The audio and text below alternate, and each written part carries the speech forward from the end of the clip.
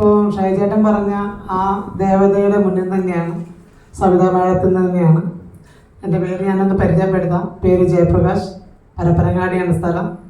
ഈ അവസരം അറിഞ്ഞ സമയത്ത് സ്വന്തമായിട്ട് അതിൻ്റെ ഒരു DP തുടങ്ങിക്കൊണ്ട് തന്നെയാണ് ഞാൻ ഈ കമ്പനീനെ ഏറ്റെടുത്തിട്ടുള്ളത്. ആഗ്രഹങ്ങൾ പലതും ഉണ്ടായിരുന്നു. ചെറുപ്പം മുതൽ തന്നെ ഒരു സാധാരണ ഒരു കുടുംബത്തിലാണ് ഞാൻ ജനിച്ചത്. അച്ഛനൊരു കൂലിപ്പണിക്കാരനാണ്.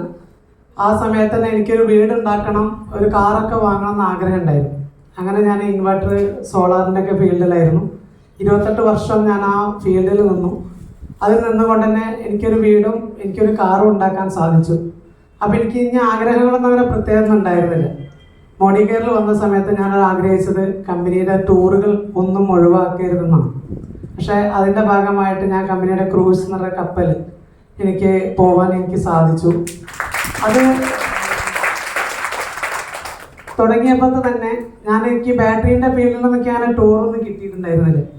മോഡി കെയറിൽ ടൂർ ആഗ്രഹിച്ച് വന്ന സമയത്ത് കമ്പനിയുടെ ഒരു മലേഷ്യ ട്രിപ്പ് ഈ വരുന്ന 14-ാം തീയതി പോകാനുള്ളൊരു അവസരം ഈ മോഡി കെയറിൽ വന്നതിന് ശേഷമാണ് എൻ്റെ ടൂറുകളുടെ ആഴങ്ങൾ കൂട്ടാൻ തുടങ്ങിയത്. ആ ആഴങ്ങൾ എനിക്ക് കിട്ടിയത് മോഡി കെയറിൽ നിന്ന് തന്നെയാണ്.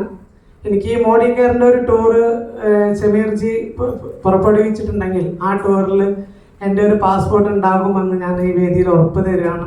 ഈ ശ്രീലങ്ക ട്രിപ്പിൽ ഞാൻ ഉണ്ടാകുമെന്നുള്ളതിൽ ഉറപ്പാണ്. അതാണ് പറയാനുള്ളത്. Thank you.